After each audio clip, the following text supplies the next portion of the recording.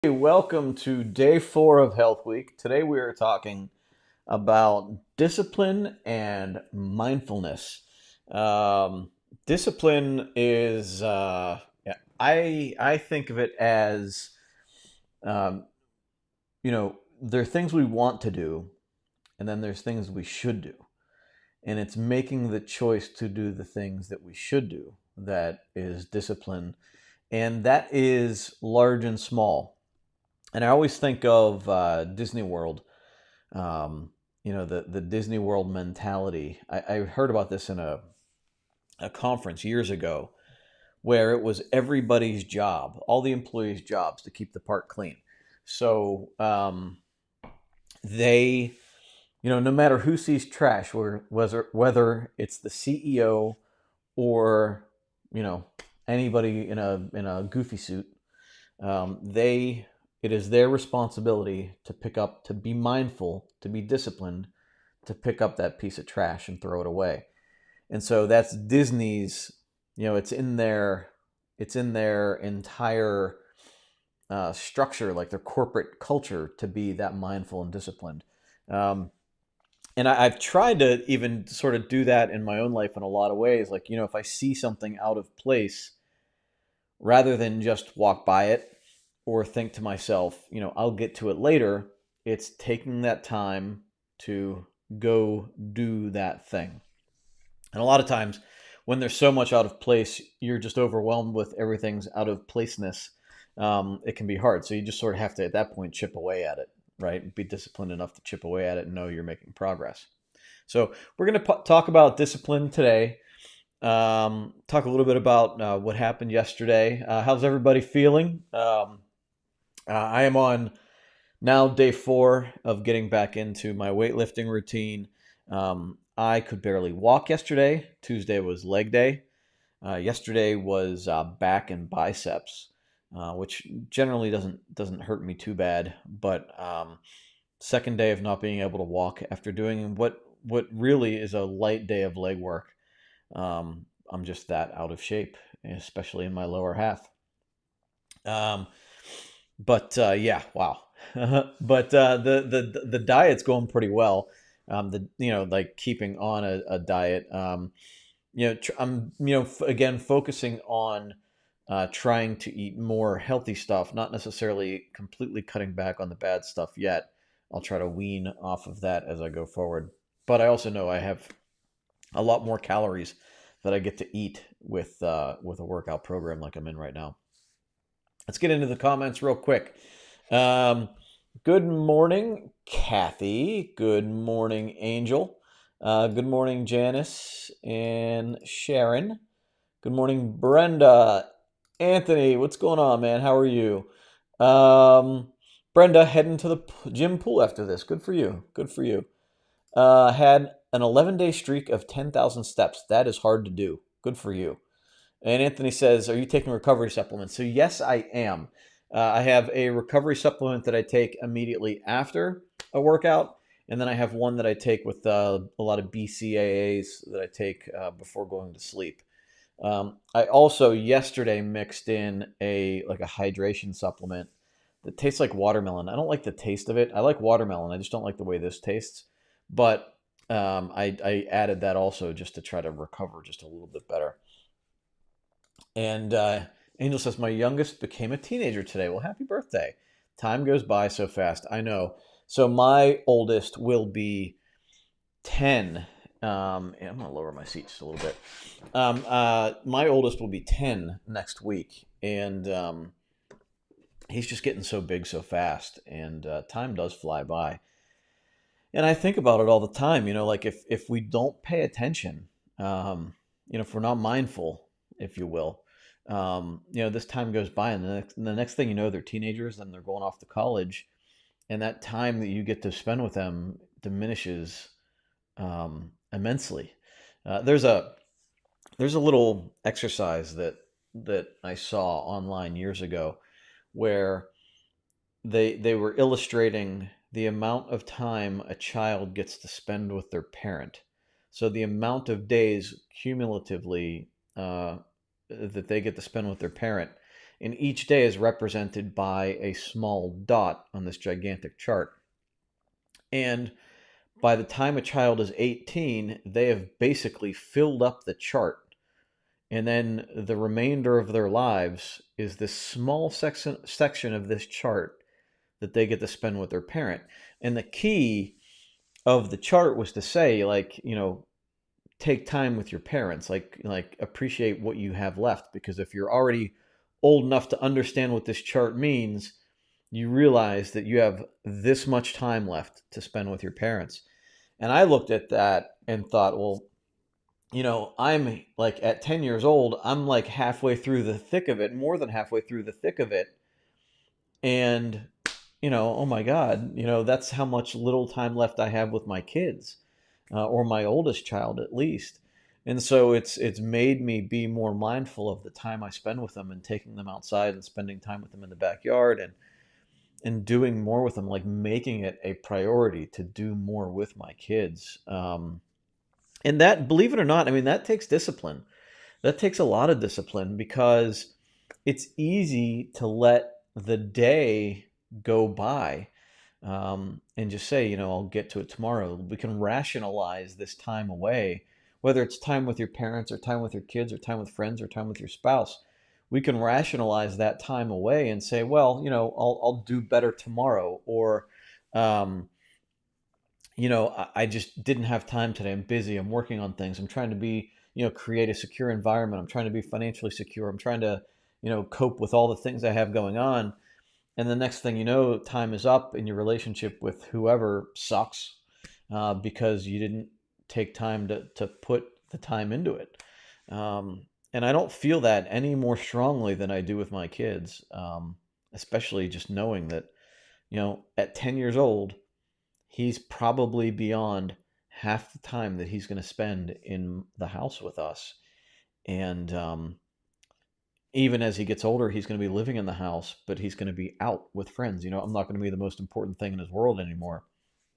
And that's a tough one to digest. So appreciate the time you have. That's huge right now for me. Um,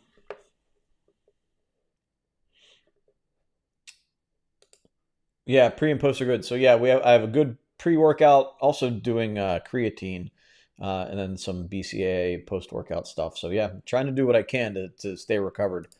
Good morning, Sherry. Brenda, a lot of birthdays. Your son turned 20 yesterday. Happy birthday. Very cool. A lot of birthdays coming up these next couple of weeks. Lynn's having a birthday. I'm having a birthday in July. So there's a lot coming up. Um, Anthony says, I have a tasty blue raspberry hydrate supplement, one that I take. Yeah, I've been experimenting. I found this one on sale at Sam's Club, and just it's a little too sweet for me. So I have a blue raspberry pre-workout that I take that's pretty good. Right now, I'm doing one that's red. I can't remember what flavor it is, but I'm not a big fan of it. It's like what is it? I can't remember. But I like more of like the sour stuff, like the lemonade and things like that. So I'm gonna go switch back to all that stuff whenever I'm done using all of this. Yeah, time flies, man. Daughter turns 19 next month. Yeah, a lot of birthdays in the summer. What's everybody doing in the fall? Make it count. Absolutely. You know what? I don't. I remember seeing it a long time ago. If I can find it, I will post it in the on the Facebook page. Let me write that down. I'll post it on the Facebook page because it's pretty important. I think it's a clear illustration of like how time flies. So yeah, I didn't think about it until I saw Angel's post. Oh, I know it's tough. It's tough. Angel's very thankful for the strong relationships I have with both my parents and my kids. Yeah, and that's cool because a lot of people don't. Like I really haven't seen my mom in like 4 years. Just it's just it's a painful relationship. My father lives in Florida, so I don't get to see him very often. I talk to him every day, but I don't get to see him very often. And Lynn's parents live in New York, and they're getting older. They're in their 80s, so she doesn't get to see them very often. And it's just like, you never know. Like, when's the last time I'm going to talk to them? You never know when it's coming. It's just so, yeah, you just never know. You never know. Amy says, "Good morning. Made it today. Thank you. Good to see you. Ironically, missed yesterday's live video on sleep because our dog is still getting us up 3 to 4 times a night. I actually mentioned you a little bit. I mentioned another customer we had years ago, but I did mention that in yesterday's session. So, but I'm glad she did better last night. Only once at 4 a.m. And a lot of times, if you're dealing with a puppy, it's hard, right? But like one that's in the bad habit of waking up constantly, it's a pain in the butt. Um, Even for us, like our dog, our golden retriever used to sleep at the foot of the bed with us, like in the bed, but on the foot of the bed, and we had to kick her out because she just moved around too much, or like I couldn't get comfortable, and it's just not okay. Like I couldn't have that negative impact on me. But speaking of sleep, last night sucked. Last night, so we had a thunderstorm here. It was also like a 90 some degree day. So we couldn't leave the windows open. It was just too hot and too humid. And our air conditioner, I think our air conditioner is broken. It's the first real day that we've been able to use it. And it got to like 80 some degrees in the house by like 5 or 6 o'clock at night. Um, you like to hope that the previous owners weren't aware of that problem before selling the house. So the mind goes there. So I'll give them the benefit of the doubt. But you know, I knew the air conditioner was on the older side. I was hoping not to have to replace it a month after moving into the house. But we'll see. We'll see. We'll have somebody look at it. But yeah, we had to turn it off and open the windows, and we couldn't open them all the way because it was raining. The good news is that I guess a cold front blew through, and it got cooler. But all night it was just so hot and humid in the house. It was miserable. So we did not sleep very well at all.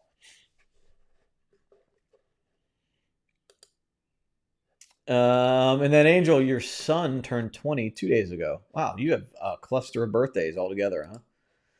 Happy birthday again. Due to lack of sleep and the fact that I hurt my knee on Mother's Day, I haven't worked out much lately. I did swim Sunday and Monday and hopefully today. That's good. And I know, like, I've had knee problems myself, and not being able to work the lower half of my body, like, those are the biggest muscles in your body, and they burn the most calories. And when you can't work your legs, it's really hard to keep up with a good routine. And I know that, like, last year, or 2 years ago, I injured my knee and I dealt with it for a long time, and it just got worse and worse until I stopped moving basically for a while, and yeah, it really really hindered my progress. Um, Received your order, Faith and Focus, Define My Day Journal, and the Christian Planner starting 6/8, and thank God, thank you so much. It helps a lot in my everyday routine, especially in my daily devotion. Thank you too for your everyday message and teaching. God bless. Yeah, God bless to you too. Thank you very much. I appreciate that. Yeah, yikes. I know, right? Uh, I'm living in your head. Good morning. It's funny. Like, you can listen to, like, so often you can listen to somebody and go, "Oh my God, that is so what I'm going through right now." And it's funny. I was just listening to a podcast this morning. It's Donald Miller, Building a Story Brand podcast. Very good marketing technique if you're in business. But he was interviewing Chris Gillibo, and he wrote like the $100 Startup and his newer book, The Money Tree. And they were talking about stuff, right? But the one thing they were talking about was like that, how we avoid the things that we need to do. And I can't remember the technique, but it's aversion therapy or something like that, where like you have to, like, if you're afraid of spiders, you touch a spider, right? Or something like that. Well, and Chris related it to, like emails that you hold off on responding to, like they sit in your inbox for like 3 or 4 days because you just, like, you avoid it, like, it's going to be an argument, or there's some sort of a conflict there, so you avoid it. And I do the same thing. I can think of areas I'm doing it right now, and that is a form of discipline. And it's funny because somebody else would hear that and say, oh, relate it to something else. But I was listening to that podcast today, and knowing that we're talking about discipline today and mindfulness, like the practice of attacking the things that are hardest is a form of discipline, right? It's a form of like taking care of what really needs to be taken care of. So, I have these emails that I've been adverse to responding to because I know it's conflict. And it's not, I mean, look, they can't reach through the computer and get me. Same thing happens when like people are trying to make cold calls on the phone. Like they can't, nobody can hurt you. It's just that we don't want to go through that experience of having a hard phone call. And you don't want to go through the experience of having a difficult email exchange. But yet we can fight on social media all day long. I don't know. Maybe we're using up all of our ability to cope on our social media posts. I don't know. But we're so adverse to having those hard conversations, and it just makes things worse. So we actually need to practice having hard conversations. A really good practice, again, I think I got it from the Story Brand podcast, was that like when you walk into Starbucks, ask for a discount. Like just go like, hey, can I get 20% off my coffee? And they're going to say no. 9 times out of 10, they're going to say no. But it's not that you want to get the discount. It's that you want to practice having a hard conversation, being uncomfortable, and asking for something that you want. And if you practice it in a situation that means nothing, then you will be better armed to have that conversation when it really matters. And you won't be so stressed out and scared of it. You'll actually be thinking about the conversation itself rather than how uncomfortable you feel. So practice discipline in the small areas, and you can use that, the skill you build in the tougher areas. So keep that in mind as we're talking about all of this stuff today. So, oh man, now thank you. I appreciate that. Someone in the user group says that I am a great blessing to you guys. I appreciate the sentiment. I really do. You know what? I feel like I'm just sort of going through this myself, and just trying to relate the story as I go through. So, but I appreciate it. And I'll tell you, I mean, even in thinking about that, I've noticed that it's become much more easier to speak to people in person. Like these sessions have made it. I've lived this more. Like not so much lived Define My Day more, but lived discussing Define My Day with other people by doing these sessions.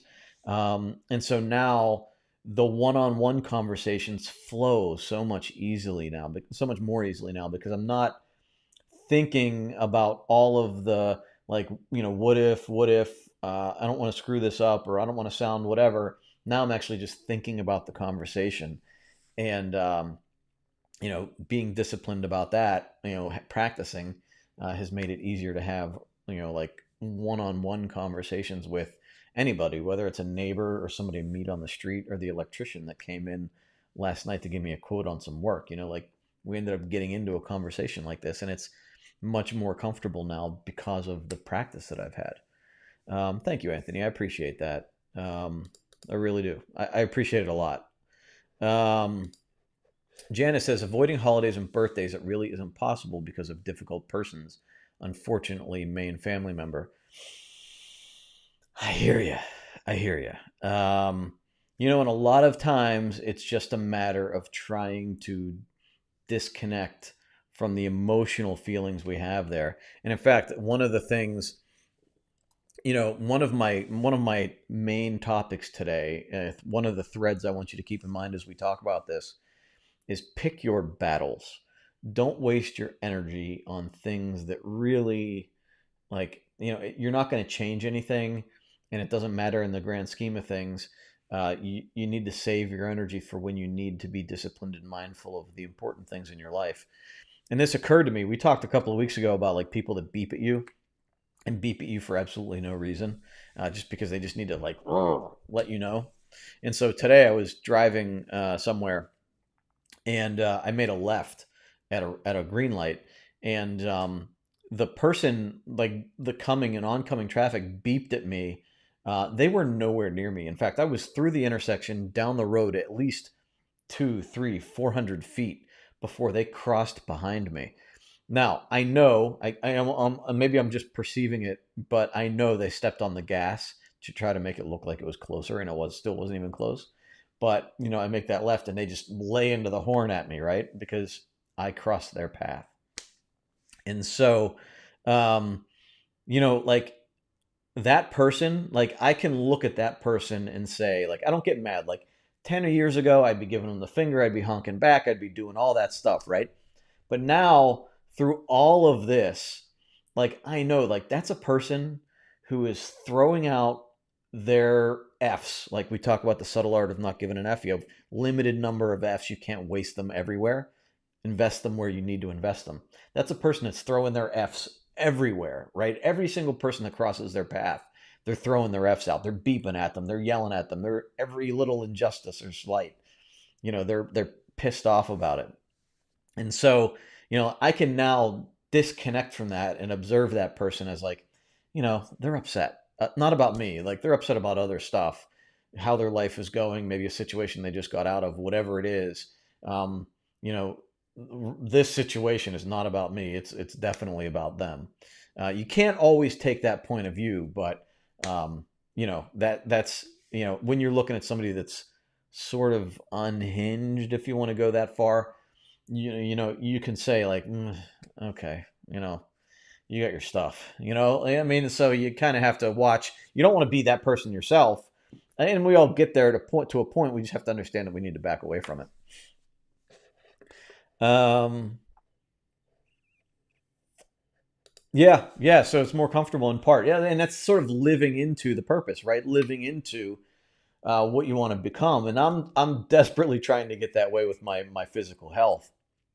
But that's like you have to practice it so much that it becomes part of you, and that happens in everything, whether it's being a good parent, being a healthy person physically, being a good employee, being a good manager, being a good coach, whatever it might be for you. You have to practice it so often, you have to live it every day so often that it actually becomes part of your personality. So Anthony says, yeah, pick your battles. I say that's not my hill to die on. Yep, absolutely. I love that saying, actually. Yeah. Luann, brilliant idea. Practice communicating in a situation where you don't have as much on the line.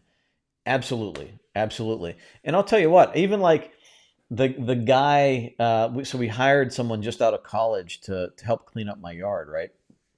And he left some plants that I want to bring to the new house. He left them out last night, and like the roots were all exposed on the grass, right? It's like he dug them up and didn't repot them and just kind of left them exposed.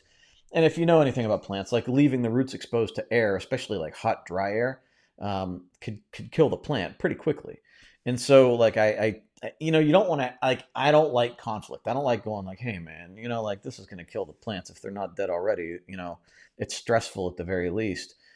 And like so, like I don't want conflict, but I looked at that conversation as a way to practice a gentle like letting him know that like this isn't really okay with me, and also would help him in the future, like if he does that for somebody else might actually flip out, so this would save him that experience, right? Just knowing it if he didn't already know it. If you take the extra step, and this happens everywhere in life, you take the extra step to complete the process. So rather than leaving the plant out with the roots exposed, if you're going to start it, you finish it and repot it and get it all nice and ready to go for when you bring it over to the new place.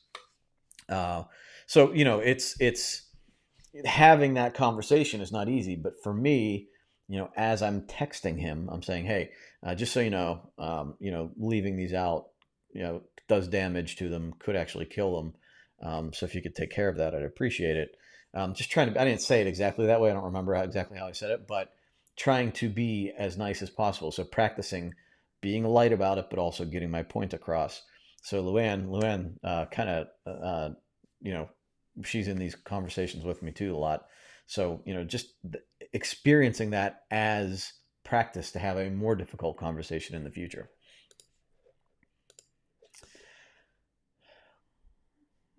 Yeah, so Janice talking about her family members. They've stepped away, and we're not chancing. Let go, no worries. Yep, I know. There's family members we're not talking to either. Sometimes you just have to like. That's not the hill I want to die on, right? Like, a lot of times people just bring bad things to relationships, and you have to just say, you know what, I'm not equipped to handle this. And that's the decisions we've made. Like, I don't want, like, I have a goal with my life, and having these interactions is pulling me away. It's sucking my energy. It's draining me. I'm not equipped to handle this right now. Maybe in the future I will, but this is not a relationship that I have the energy, motivation, willpower to deal with. And sometimes we have to make those hard choices, even when it's people that we really care about. Amy says, that's great advice for raising kids too. Pick your battles. I agree. I've had to let the long hair go for several years, college. Now they both keep it as short as yours is now. That's funny. Yeah, and I have that conversation with my dad once in a while too, with my little sister. Like, you just gotta kind of let her go do her thing now. She's 20, 21. Oh my God. Um, yeah, but even like my boy, like the little thing. So my 10-year-old woke up today and immediately walked in and turned on his PlayStation. And when I realized that's what he did a couple of minutes later, because I heard him wake up, but I didn't hear him come into the room, into my office, or walk downstairs. So I called him up. I said, hey, come into my office for a little bit. And, I gave him a hug, said good morning, all this other stuff. I said, look, when you wake up, I want you to do good things first. I don't want you to immediately go to the PlayStation. Wake up, come in, say good morning to everybody, give me a hug, give mommy a hug, get yourself a glass of water, take care of the things you need to take care of for yourself, the healthy stuff, be healthy for you, and then go in and turn on your PlayStation if you have time to do it, if there's not something else going on. But even having that conversation, like, I could just walk by, like, and just say, hey, whatever, he got onto his PlayStation, no big deal. But it's those small little things that if you let the small things turn into big things, it's much harder to tackle. So we want to make sure we're taking care of the things while they're still small. Um, so there's hope with the hair. One of my boys is trying to grow his hair down to his waist. Oh my goodness.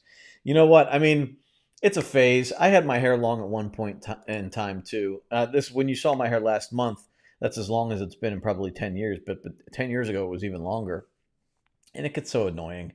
After a while, you're just like, oh, whatever. Like, just shave it off. It's a phase. It's totally a phase. And you realize, people look at me weird, and I might not be able to get a good job, and so there's certain little societal things that maybe shouldn't happen but really do. And you start to realize that, like, me having long hair isn't worth it in the long run because it's stopping me from doing other things, or it's a pain in the butt to dry, and I just want to get out of the shower. I have more important things to do than dry my hair for half an hour. But those are all things that people need to think about, right? All right. So, um, yesterday, one of the things I took appreciation in, Sam's Club is fully stocked with meat. So I was at Sam's Club and they have meat, and I bought two prime grade New York strip steaks, and Lynn and I and the kids split them. We did a little surf and turf, some grilled shrimp and some steaks. So that was nice. And I got pork butt for $1.99 a pound, which is crazily cheap. And I'm going to make pulled pork. So I'm really happy that Sam's Club and the local meat market now have meat. So I'm taking the time to be appreciative of that. um, all right. So what is mindfulness and discipline? And I closely relate the two things. Discipline, like I said before, is doing the thing you have to do, not necessarily the thing you want to do. Um, so, I want to watch TV. I want to eat garbage. I want to, sit on the couch all day and not do anything. Or I want to engage in things that are just not healthy for me. But to get what I really want in the future, I need to do disciplined things now, right? I need to wake up at a certain time every day. I need to exercise. I need to eat well. I need to clean up after myself. I need to have conversations with people. That takes discipline, right? One of the best books that I've read in recent years, and I've actually listened to it twice, is Grit by Angela Duckworth. And her big thing through the book is that, we place so much value, or one of the big things in the book is we place so much value on this myth of inherent talent, as if like Michael Jordan woke up one day and was the best basketball player in the world. Like that doesn't happen. What you don't see is the hard work and the discipline every day to practice harder than everybody else.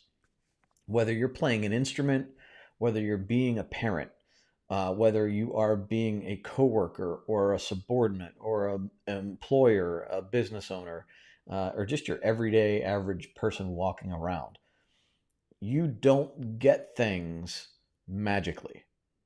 You get them through hard work and discipline. And we love movie montages where, like somebody goes from down here all the way up here and they suddenly get there through a 2-minute music montage. And we think that life is like that. Even if we're not actively thinking it, we hope life is like that. And it's just not true. And we put these people with these grand talents on a pedestal, and we just we wish we could be like that, and we hope maybe we have some magical talent we can find in our own selves. But in reality, most people achieve through hard work and discipline, and that is coming back every day and putting in the time, right? And you will hear this from the most successful people in the world. They put in more time and effort than anybody else. We talked about it the other day about Phil Mickelson with that college player that wanted to get into the PGA. And Phil Mickelson said, look, the practice I had, somebody coached me on this, and I had to putt the ball. I had to make a putt, a 3-foot putt, 100 times in a row. If I didn't make a putt on number 45, I had to go all the way back to 1 and try again. If I missed putt 99, I had to go all the way over and start all over again. And when he asked that kid, how's that going? A couple of months later, the kid said, well, I quit. I could never make it that far. That's why people fail. They don't have the discipline and the mindfulness to see things through.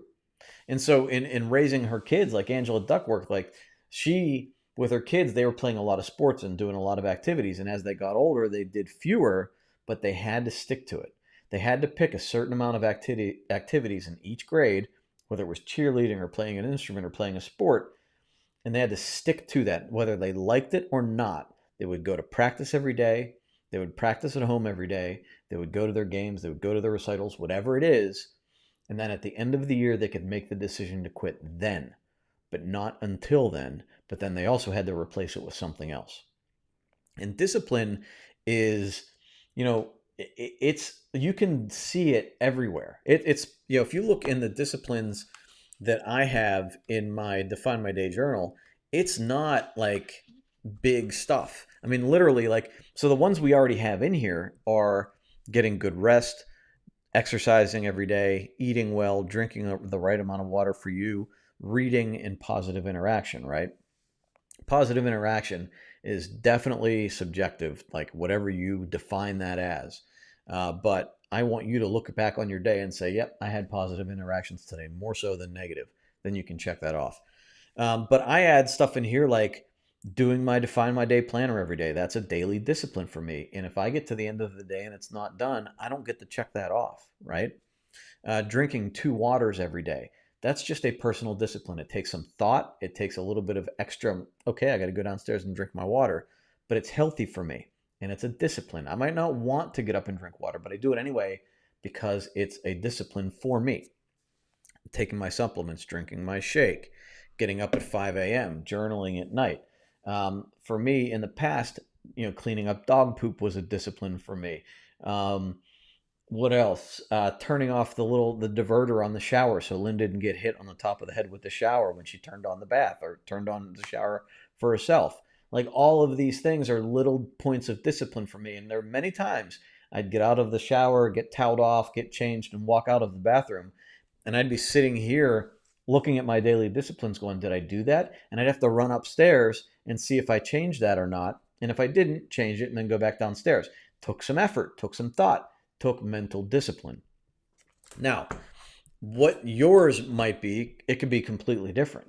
You might have another point of discipline, but by being disciplined with our actions, being mindful of spending time with our kids or our parents, being mindful of listening to somebody in a conversation, being mindful of not playing with your phone while sitting at dinner with somebody. Like all of these things are points of mindfulness and discipline. And then when we get into actually performing tasks, finishing what we start, right? If sitting down for 50 minutes using a Pomodoro timer technique, sitting down for 50 minutes and having the discipline to complete the work that we started. And you can play games with yourself too and say, look, I get to do this. I'll allow myself to have some fun after I finish this thing, but I can't until I finish this thing.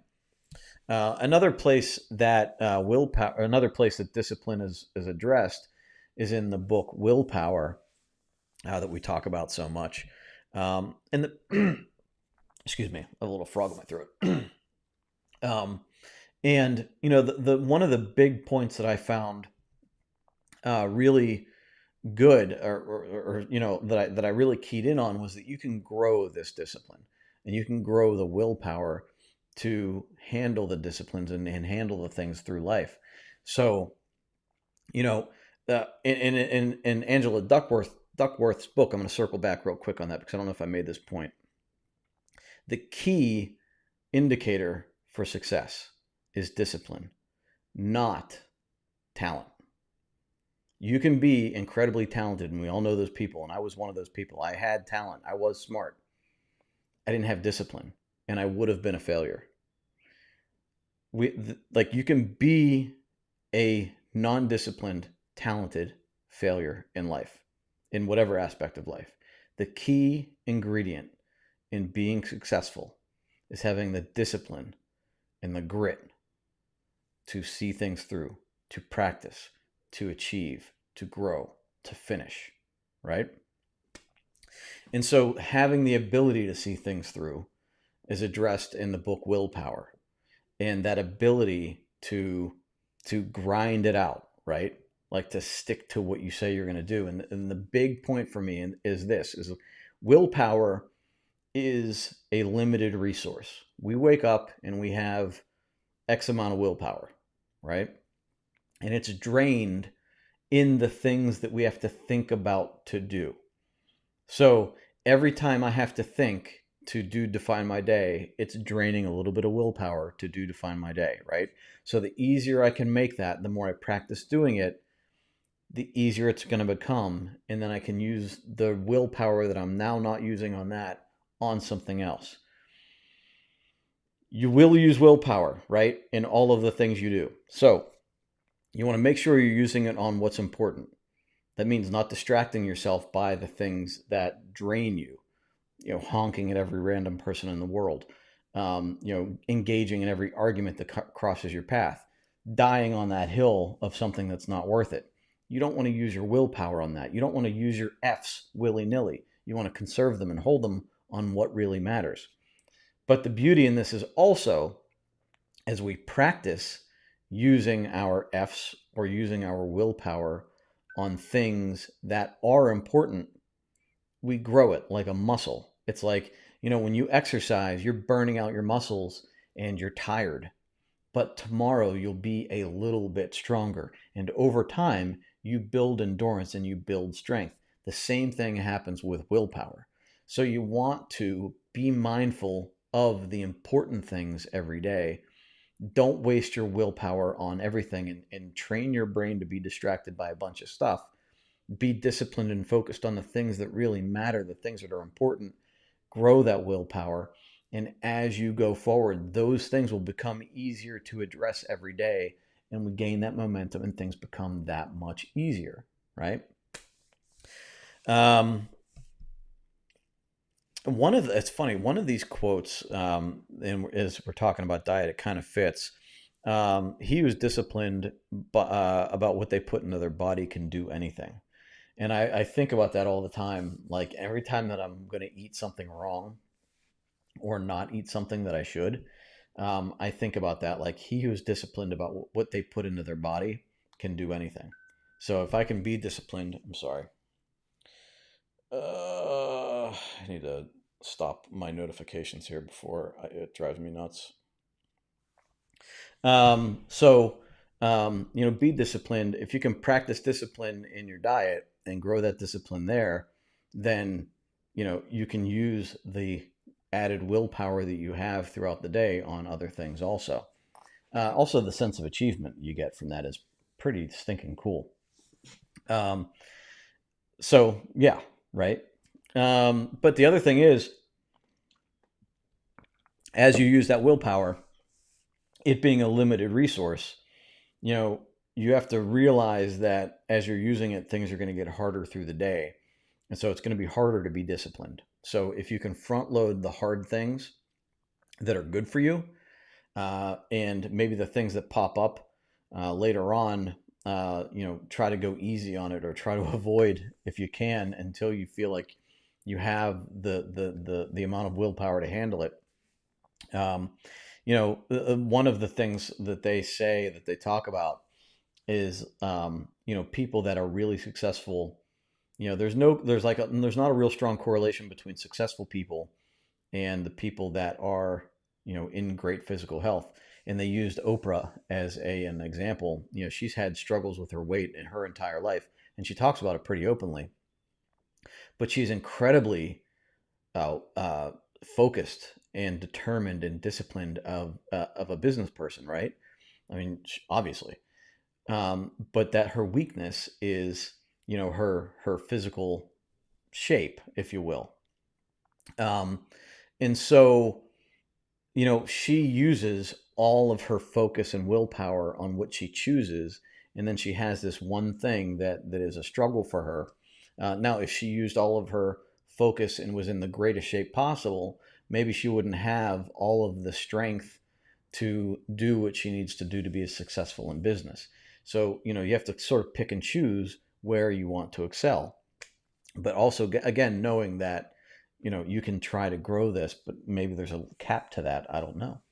But when if you're waking up and you're going straight to arguments on social media, if you're going straight to even arguments in your house, like if there's constant battles and struggles, if there's constant things that just drain you emotionally every day, it's pulling away that willpower and your ability to be disciplined in other areas. And they say physical pain can do this too. If you're in physical pain, you need to try to address it if you can. Like I have some pains that I can't address. It's just getting old, right? But there are some things, if you have nagging chronic pain that you can address, you want to address it as quickly as possible, because in studies, people that are in pain have a lower tolerance and a lower ability to use their willpower and be disciplined. So you want to try to address that too. Now, when we talk mindfulness, right? Mindfulness, it really for me is closely related to discipline, because I have to be mindful of how I have conversations with people. I have to be mindful of how I'm experiencing my day, how present I am in a moment. I have to be mindful of, how organized I am. All of the, like, even be mindful of my day, where I'm spending my time. That takes discipline. When we think mindfulness, we think meditation also, very closely linked there. And I don't know that there is an exercise that takes more discipline to sit down to do because it's good for us, but for some reason we don't like to sit down and do it. But then when you're done, you're like, oh, wow, that was really good, right? Or after a couple of weeks, you go, wow, that's really good. Meditation literally grows your brain. They have shown in, I believe, again, fMRI, that people that exercise or that exercise meditation for 2 weeks actually grow gray matter in their brain. You can see it, that they're growing gray matter because they meditated for 2 weeks. Not 2 weeks straight, like a time for 2 weeks. I think it was only like 20 minutes a day or something, if I'm not mistaken. And what that's doing is it's helping you be more disciplined. And it's funny because I had to take the mindset when I was meditating, when it was really hard, when my mind was everywhere, and after 10 minutes, I'd be like, holy crap, that was miserable. I knew it's because I needed it. I saw the fact that it was hard as an example that I needed to learn to do it better, that I needed to keep practicing it because it was hard. I needed to keep practicing until it became easier. And then the discipline became like, even though it's easier, still maintaining it because I know I'm still getting benefit from it. So if there's one thing that you're going to take away from here, in fact, I would ask you to take two things. If there's one thing that I ask you to take away from here, the first thing would be meditate. Meditate. Try for 2 minutes a day. You can use the Headspace app. They have a free trial. I've signed up for it. I love it. But there's also the Calm app. There's also free meditations on YouTube. You can find meditations other places. You can even do live meditations. 10% Happier was doing live meditations. There are people doing it everywhere. Practice meditation. Try it. It grows your brain. It helps you grow your discipline. It will make you a better person. They've been doing it for thousands of years. It's definitely worth it. So the second thing, if you take two things from this session, it would be to be disciplined in your actions. Write down your priorities, follow through on your priorities. Write down your disciplines and do your disciplines every single day. If you can do that, you will grow your willpower, you will flex that grit muscle, you will grow your grit, and you will be more disciplined day in and day out. In so small amount every day, you might not notice it, but you will get stronger. And I gotta say, I gotta go back to the one thing I mentioned in the beginning, that common thread. Pick your battles. Not every battle is worth fighting. If you know that it's not going to go anywhere, don't fight it. Don't die on every hill. You can't. All right, let me go into the comments here.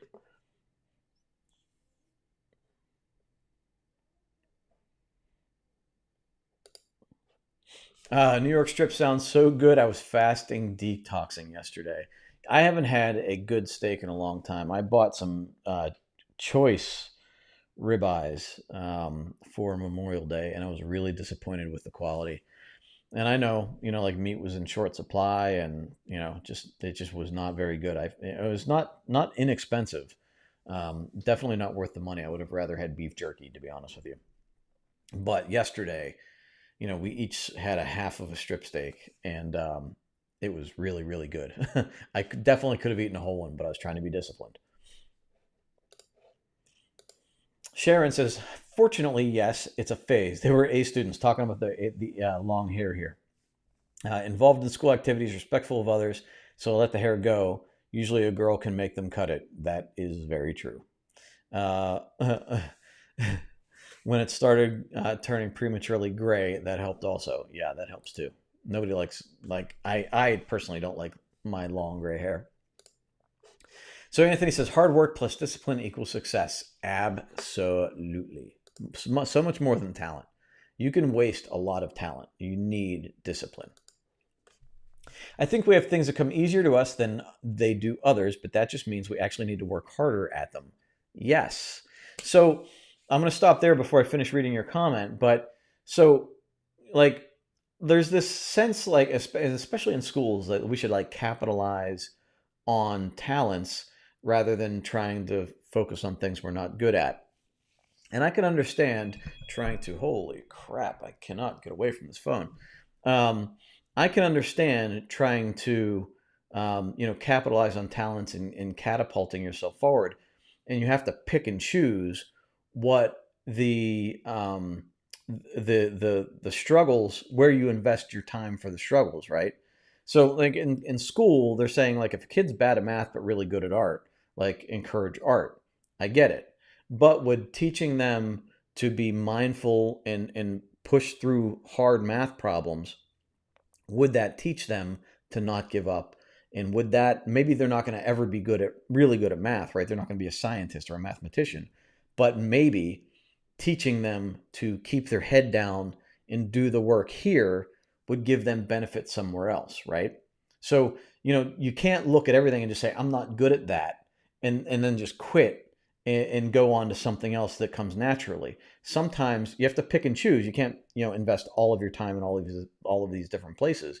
But Um, you can like work on what you feel is valuable for you. Going back to her comment here, when someone does not have a talent for something, then being mediocre at that is fine. But when you have a talent, you have to work hard to achieve greatness. And that's the other thing is like if you can bring that that grittiness to the talent you have, there's so many players. Like there's some like football players like Ryan Leaf was incredibly talented. I don't know what his work ethic was like, but I can guarantee it wasn't as good as Peyton Manning's, right? Because he never went anywhere. And like there's so many people that had so much talent, but then they just sort of like they glide into it because they just never they never had to work hard. So then when something comes up against them, they have no practice in overcoming, and so then they just collapse. McDonald's mentality. A lot of people want stuff right now. Yeah, I know. And that's the thing. Nobody wants to work. They just want that quick and easy, right? That's just not how life works in general. It's what we want, but it's how life works. So the Pomodoro technique is like setting a timer and committing to working until the timer goes off. So you can start small, like 15 minutes, 20 minutes, and you just set a timer and say, look, I'm not going to quit doing what I'm doing until this timer is up. Holy crap, my phone will not quit ringing. Um, and so you do it, and then you just keep extending the time until you get to your goal time. So for a lot of people, like a focused time is 45 minutes. And you want to just go like you start at 15, go to 20, go to 25, go to a half an hour, and you just keep going through it until you get to the 50-minute mark. And then you just continue to set a timer for 50 minutes. You work hard, focused, no distractions, tell everybody to leave you alone. You work hard and you push until you get to that 50 minutes. Then you take a 10-minute break and then you go and do it again. A habit is a habit, good or bad, it's just a habit. Yeah. Hey, you're welcome, Deborah. Anthony says decision fatigue. A few successful people like Zuck wear the same style outfit every day for the reason of decision fatigue, draining of willpower. So they said that about Steve Jobs too, right? He wore his jeans and a black turtleneck every single day. He didn't want to have to think about it, right? He didn't want to think about what people thought. He didn't want to think about matching whatever. Wake up, do what I need to do, and get on. And that's exactly it. Like you don't want to have to use your mental resources, and you see it with people that are at the top of their game, like Zuckerberg or like Steve Jobs was. It is inefficient for them to spend time on anything, even picking out clothes. They have more important things to do. Most of us can't even fathom being that way, right? We waste time on nonsense. We waste emotional energy on nonsense. Who said what on Facebook? Who said what, whatever. There's so much BS that we invest ourselves in. Who pulled out in front of me in traffic? I'm guilty of all of it. But the more mindful we are of where we put our time and energy, and the more we can redirect it towards what's important, the more we realize wasting energy in any other direction other than the direction we want to go is hurting us. Now, the problem becomes, do we know where we want to go? And that's why we need to analyze that all of the time and make sure we're on the right path. Janice says, I have 3 to 5 times daily, and this technique will be able to finish the projects you have been procrastinating on and achieve great things. Set the timer for 25 minutes, do your task, and then when the timer goes off, take a 5-minute break, if necessary, and repeat until you test or complete. So yeah, so that's the Pomodoro technique, right? Diff is supposed to be timed. Yeah. Test or task. I meditate within 5 minutes after I wake up. It's awesome, and that's a great habit right there. Absolutely. I tend to bounce around the house, getting my coffee and all the other stuff for the first 15 minutes that I wake up. Write down your priorities to find your day. Yep, cheap plug. Absolutely, man. Thank you. Beef jerky. Yeah. I actually used to make beef jerky a lot at home. I haven't done it in a while. I'm due for that. Christy says, what would you say to someone who has tried meditation and is not a fan? Introverted qualities abound here, and I feel like I'm in my head like meditation all day. It's different though. It's disciplined in your head. And that's the difference. And now I would say that not a fan does not mean it's not good for you. You don't have to be a fan. This is exactly discipline. What you want to do and what you should do are two different things. So you don't have to be a fan, but you have to know that it's healthy for you and you have to do it, right? Now you can find different techniques that might be more suitable for you, but I would say that if it doesn't fit you, like if it doesn't fit your current like mental skills, it might be because you need to grow that area of your brain, right? And so I would look at that as a challenge. I would not look at it as something you want to stray away from. I would look at it as a challenge and start with 2 minutes. Now, it doesn't have to be fun. You just have to know that it's growing your brain in another direction. And that's the benefit. And again, like going into your head, like meditation all day, rumination and meditation are two different things. Being in your head, being anxious, is exactly what meditation is trying to fight. Meditation is being mindful, being focused, controlling the monkey mind, right? They call the monkey mind like your brain just following thoughts everywhere. That is not where we want to be. Meditation is calming the monkey down and being able to control the direction of your thoughts. That's why I would say you need it. That's why I needed it, and that's why a lot of people need it. But it's also why the people that need it are less likely to do it. Following me there? So do it. Definitely the ones who step into their gifts can find not only great success, but great happiness. Absolutely. Absolutely. Time blocking, time chunking. Believe in it. Believe in it. Exactly. I was going to type jobs too, but too lazy. Yep. When I was checking, or when I was on point, I'd pick out my clothes for the week Sunday night. Now, not so much. So yeah, so that's it. Like, so I would do the same thing, especially when I was working outside of the house. I would try to plan out the pants and the shirts that I was going to wear all week. That way I had it, like, I didn't have to think about it for the rest of the week. Because who sat there in front of the mirror like, this doesn't work, this doesn't work. What do you think about this? Like, all of that time and mental energy could be spent on something much more productive. How do you figure out where you should be going? That is another session. We've talked about it in the past, but it's not easy. Like, you have to kind of like make mistakes. You have to figure out what you want in life. Briefly, I look ahead to like my last day on Earth. If I'm going to look back and be satisfied with what I did or not. If I'm not, then I need to figure out what I would be satisfied with. But that is a much larger conversation. Luann says, guided meditation gives you something to focus on. Very difficult to empty your mind of all thoughts. Yeah, absolutely. Absolutely. And it's not so much that you don't want any thoughts. It's that you want to be able to disconnect from it and observe the thoughts going on. It's like sitting on the side of a stream and seeing leaves go down the stream. You don't necessarily have to jump on the leaf. You don't necessarily have to watch it go the whole way. You can just look at it and say, there's a leaf, there's a thought, and let the thought go, right? And so meditation is not being completely clear.